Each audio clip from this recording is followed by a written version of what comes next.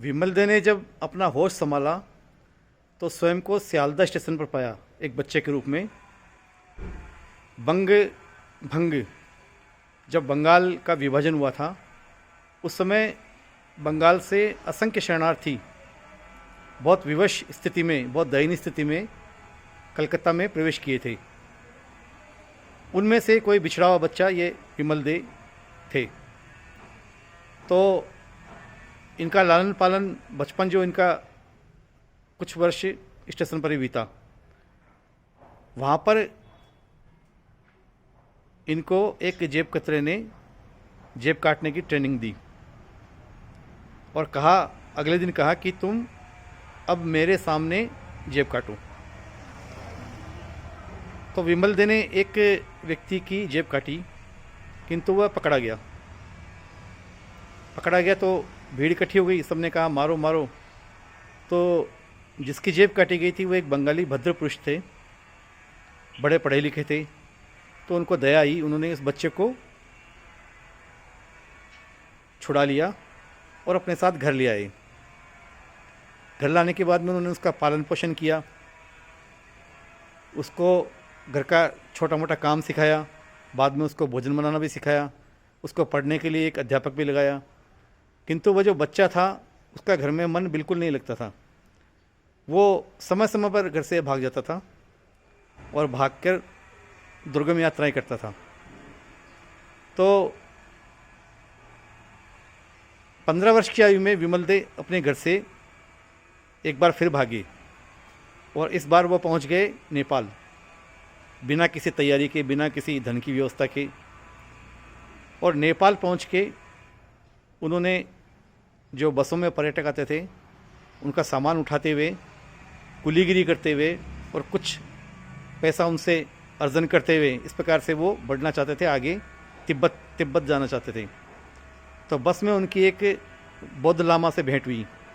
वो बौद्ध लामा हिंदी भी अच्छे जानते थे। तो उन्होंने कहा कि तुम इस तरह से तिब्बत नहीं जा सकती हो, क्योंकि तिब्बत उस समय प्रतिबंधित क्षेत्र था और जो भी तिब्बत में कोई विदेशी मिलता था उसको तिब्बत की सरकार तुरंत जेल भेज देती थी, उस पर बहुत अत्याचार होता था। तो बौद्ध लामा ने उसको बौद्ध लामा का वेश दिया और कहा कि तुम बोलोगे नहीं, तुम मौनी सन्यासी हो, मौनी लामा हो। इस प्रकार से उनको, और वो तिब्बत ले गए।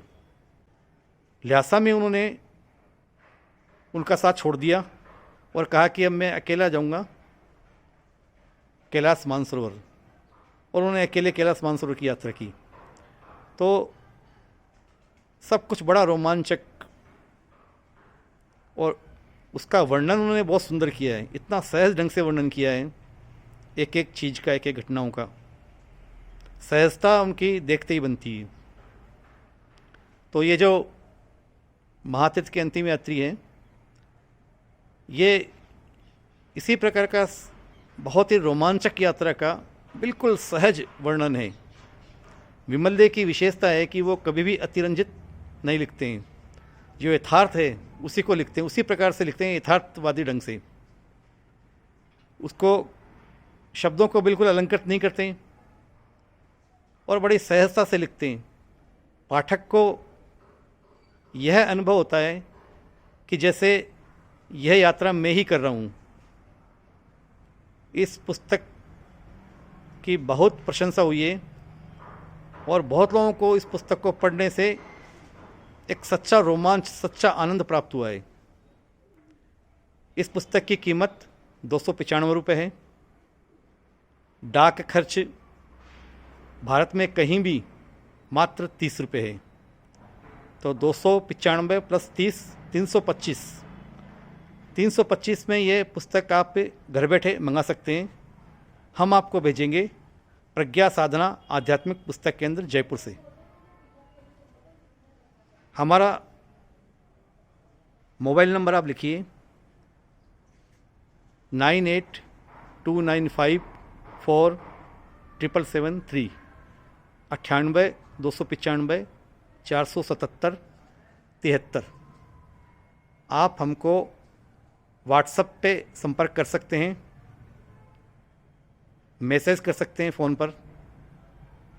हम आपका उत्तर अवश्य देंगे। धन्यवाद।